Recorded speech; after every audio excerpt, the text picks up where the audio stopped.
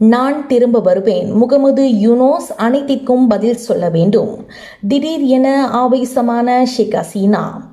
வங்கதேச முன்னாள் பிரதமர் ஷேக் ஹசீனா தனது அவாமி லீக் தொண்டர்களிடையே ஆன்லைன் வாயிலாக உரையாடினார். அப்போது அவர் சொன்ன பல கருத்துக்கள் முக்கியத்துவம் வாய்ந்ததாக பார்க்கப்படுகிறது. ஏதோ ஒரு காரணத்திற்காக கடவுள் தன்னை உயிருடன் வைத்திருப்பதாக குறிப்பிட்ட அவர், ஒரு நாள் வரும் அப்போது அவாமி லீக் தொண்டர்கள் மக்கள் மீது தாக்குதல் நடத்துபவர் பதில் சொல்லியே தீர வேண்டும் என குறிப்பிட்டார்.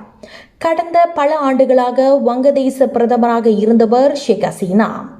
இருப்பினும் கடந்த ஆண்டு அவருக்கு எதிராக நடந்த போராட்டம் திடீர் என வன்முறையாக மாறியது. அவருக்கு எதிராக மாணவர் அமைப்பினர் கிளர்ச்சியும் செய்தனர்.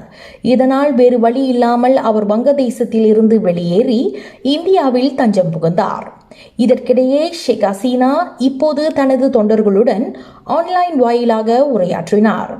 வங்கதேசத்தை இப்போது முகமது யூனூஸ் தலைமையிலான இடைக்கால அரசு ஆட்சி செய்து வருகிறது. முகமது யூனூஸை கடுமையாக விமர்சித்த ஹசீனா, மக்களை ஒருபோதும் நேசிக்காத நபர் என்று அவரை சாடினார். மேலும் கூறுகையில், யூனூஸ் நாடு முழுக்க மக்களுக்கு அதிக வட்டியில் சிறிய தொகையை கடனாக கொடுத்தார். அந்த பணத்தை வைத்து வெளிநாடுகளில் ஆடம்பரமாக வாழ்ந்தார். அப்போது அவரது போலித்தனத்தை எங்களால் புரிந்து கொள்ள முடியவில்லை. இதனால் அவருக்கு நாங்கள் நிறைய உதவினோம்.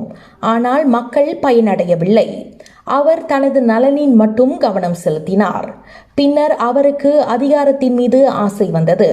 அதுவே இப்போது வங்கதேசத்தை மெல்ல எரித்து வருகிறது. அல்லாஹ் இதையெல்லாம் பார்த்து கொண்டு சும்மா இருக்க மாட்டார். எனது பெற்றோர் கொல்லப்பட்ட விவகாரத்தில் நீதி நிலைநாட்டப்பட்டது. அதேபோல இந்த அட்டூழியங்களுக்கு எதிராகவும் நீதி நிலைநாட்டப்படும். ஒரு நாள் வரும், அப்போது அவர்கள் பதில் சொல்லியே தீர வேண்டும் என்றார்.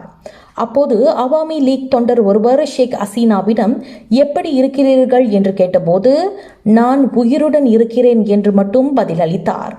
மற்றொரு தொண்டர், நீங்கள் நாடு திரும்ப வேண்டும், அல்லாஹ் உங்களுக்கு மீண்டும் ஒரு வாய்ப்பை வழங்குவார் என்றார். அதற்கு அல்லாஹ் என்னை உயிருடன் வைத்திருக்கிறார், நான் நிச்சயம் வருகிறேன் என்றார் ஷேக் ஹசீனா.